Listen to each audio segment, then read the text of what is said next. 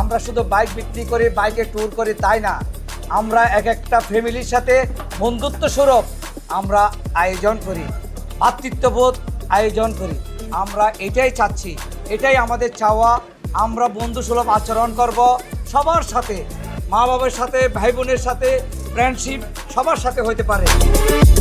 আজকে বিশ্ব বন্ধু দিবস।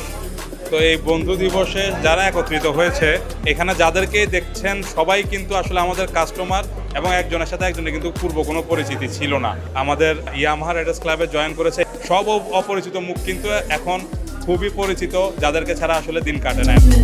বন্ধু মানেই আসলে Yamaha Riders club Chittagong, Yamaha Riders club BD. কেননা আজকের এই উপস্থিতি বলে দিচ্ছে আসলে বন্ধু দিবসের সবার বন্ধুত্বের আন্তরিকতা। ভালোবাসা দিলে ভালোবাসা পাওয়া যায়, সেটা আজকে বোঝা গেছে।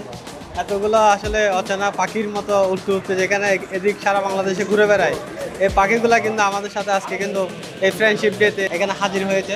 তো সবাইকে আজকে ধন্যবাদ জানাই ওআইসি চিটাগাং পরিবারের পক্ষ থেকে এবং অ্যাডমিন প্যানেলের পক্ষ থেকে।